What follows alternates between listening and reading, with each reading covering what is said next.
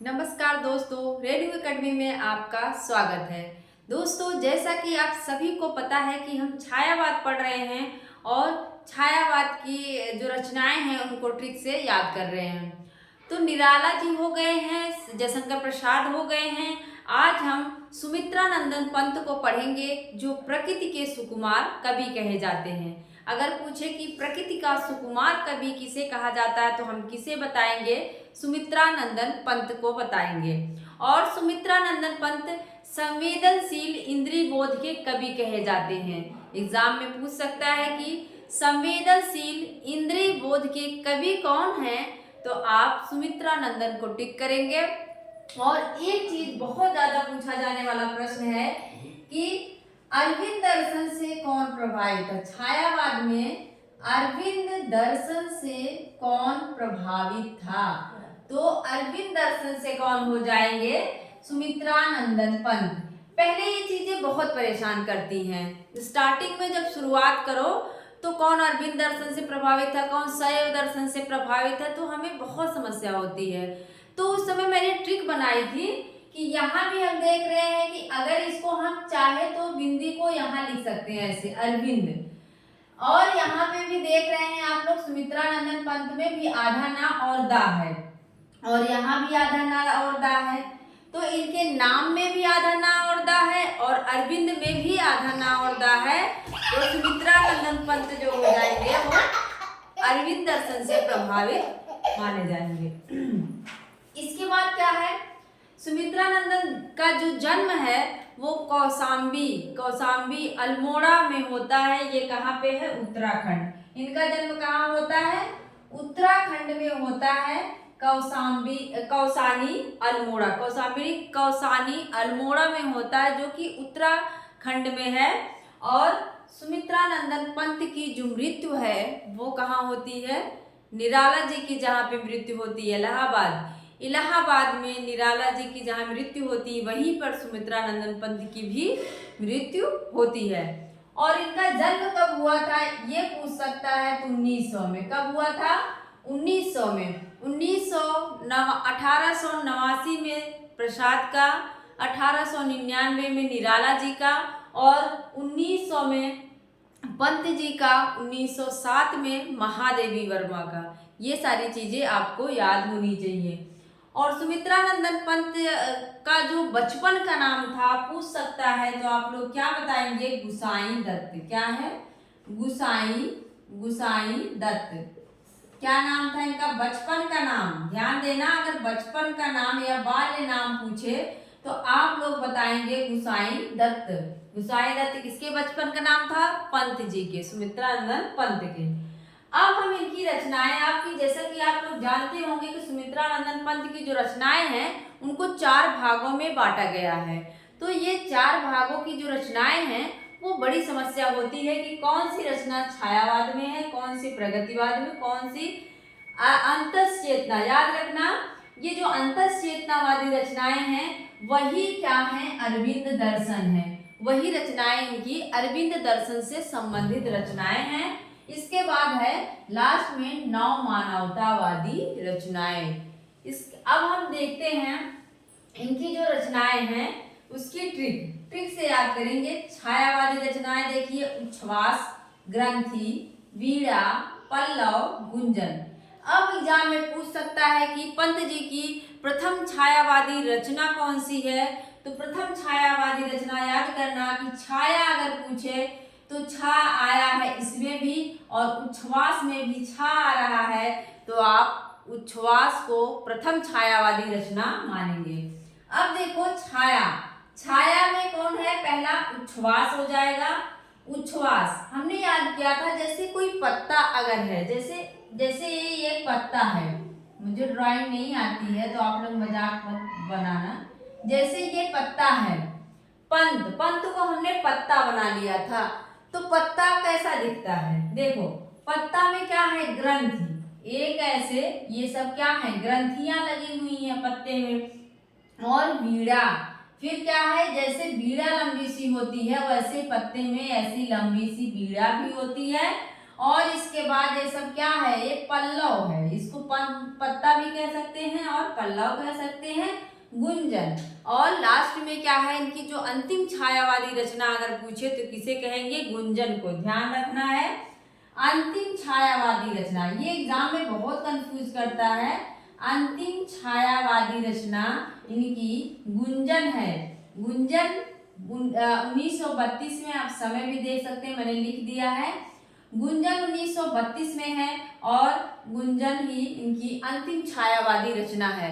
युगांत लिखकर ये क्या करते हैं, छायावाद का अंत करते हैं और प्रगतिवाद की शुरुआत होती है। आप सब जानते होंगे कि छायावाद का समय 1936 से शुरू होता है और जब तक तार सप्तक का संपादन होता है, जब शुरुआत होता है तब तक चलता है। तो युगांत जो है ये क्या है, प्रगतिवादी, प्रथम प्रगतिवादी रचना है और युगांत लिखकर ये छायावाद का अंत कर देते हैं। लेकिन अंतिम छायावादी रचना पूछता है तो हम गुंजन को बताएंगे। हमने ठीक बताया। उच्छ्वास, उच्छ्वास कैसे रहेगा, एक ग्रंथि रहेगी, उसी में बीड़ा की तरह निकला रहेगा, वही क्या है, पल्लव है। इसके बाद प्रगतिवादी, प्रगतिवादी में मैंने एक चीज नोटिस किया था कि जैसे प्रगति में गा है वैसे सारी रचनाओं में हमने गा पाया, गा से गमला। जैसे प्रगति में गा है वैसे ही हमने सारी रचनाओं में गा पाया है। तो हमने कर लिया कि प्रगति कब होगी, जब किसी युग का अंत होगा।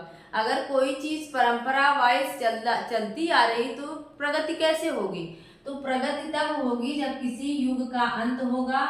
और अंत करने के लिए हमारे पास वाणी चाहिए और अंत कहाँ होगा, ग्राम्य मतलब गांव में होगा। अंत होता है, प्रगति में अंत होता है और वाणी चाहिए हमें, और ये सब कहाँ हो रहा है, ग्राम्य गांव में। अब हम अंतस चेतना वाली रचनाएं देख लेते हैं। अंतस में हमारे क्या है, स्वर्ण किरण, स्वर्ण धूल, और क्या है, युगपथ। अब इसको देखो, स्वर्ण किरण, जब कोई किरण आ रही है आसमान से तो कहाँ पड़ेगी, पहले धूल में। कहाँ पड़ेगी, पहले धूल में। स्वर्ण किरण जो है वो कहाँ पड़ती है, धूल पे पड़ती है। और धूल कहाँ है, पथ पर है, युगपथ। धूल कहाँ है, रास्ते पे, पथ पर। मतलब किरण पड़ी धूल पे और धूल कहाँ है, पथ पे। किरण और धूल, पथ। इसके बाद है नव मानवतावादी रचनाएं। नव मानवतावाद को हमने किया था कि मानव जो है, उत्तर जो मानव है वो नव मानवतावादी कब हो जाता है, जो मनुष्य है उसको बुद्धि कब आती है, जब वो उत्तर में पहुंच जाता है, जब वृद्धावस्था को प्राप्त हो जाता है। नव मानवतावादी, मानवतावादी मानव जो है वो मानवतावादी कब हो जाता है, जब वो कहाँ पर होगा, उम्र के अंतिम पड़ाव पर, उत्तर में। और अंतिम पड़ाव में उत्तर में क्या होता है, वो बूढ़ा हो जाता है। कला और बूढ़ा चाँद। उत्तर में क्या हो जाता है, वो बूढ़ा हो जाता है, वही उसका अंतिम समय होता है। अतिमा याद रखना। अणिमा जो है वो निराला जी की रचना है। गुरमुद्दा अड़ जाता है, मैंने ट्रिक बताई हुई है। उत्तर में रहने दो, नहीं जाएगा। उत्तर में क्या है, उत्तर में बूढ़े हो जाते हैं और हम लोग क्या है, हमारा वही अंतिम समय होता है। फिर क्या है, तन हमारा चिदंबरा बन जाता है। याद रख लो, बहुत इजी एकदम से है। मानव जो है उत्तर में बूढ़ा हो जाता है, कला और बूढ़ा चाँद, वही उसका अंतिम समय होता है। तन जो है उसका क्या हो जाता है, चिदंबरा हो जाता है। तो दोस्तों आप लोग, मुझे लगता है याद हो गया होगा। और हाँ, मैंने ये दो रचनाएं लिखा है, ताज इनकी कविता और सत्यकाम रचना जो है किसकी है, पंत की है। कभी कभी पूछ लेता है तो हमें नहीं समझ आता कि ये रचना किसकी है, तो याद रखना ताज और सत्यकाम, ये जो रचना है वो सुमित्रा नंदन पंत की ही है। और जो लोकायतन है ये किसके जीवन पर अगर पूछे तो ये किसके जीवन पर है, ये गांधी जी के जीवन पर। किसके जीवन पर है, महात्मा गांधी के जीवन पर इनकी लोकायतन रचना है। और चिदंबरा को 1968 में ज्ञानपीठ पुरस्कार मिला था। क्या मिला था, ज्ञानपीठ पुरस्कार मिला था। इस चीज को याद रखना, किस पे मिला था, चिदम्बरा पर। चिदम्बरा में इनकी जो महत्वपूर्ण कविताएं हैं उसका एक संकलन है और चिदम्बरा पर इनको 1968 में ज्ञानपीठ पुरस्कार मिलता है। तो दोस्तों आप लोगों को कैसा लगा इस तरह से पढ़ना? चीज़ें मैंने डिटेल, मुझे कमेंट भी आया था, किसी ने कमेंट किया था कि आप उनके जीवन के भी बारे में बता दिया करिए, तो मैंने बता दिया। और अगर सुमित्रा नंदन पंत से कुछ छूटता है तो आप लोग कमेंट में उसको मुझे कमेंट बॉक्स में बताइएगा कि इनसे संबंधित कौन सा तथ्य छूट गया है। एक चीज़ याद रखना कि निराला जी ने एक आलोचना लिखा है, पंत और पल्लव। क्या है? पंत और पल्लव जो है एक आलोचना कौन लिखता है? ये निराला लिखे हैं। इस चीज को याद रखना, पूछ लेता है। और पल्लव की भूमिका को कहा जाता है, क्या कहा जाता है? पल्लव की भूमिका को क्या कहा जाता है? छायावाद का घोषणा पत्र। क्या कहा जाता है? छायावाद का घोषणा पत्र किसे कहा जाता है? पल्लव की भूमिका को कहा जाता है।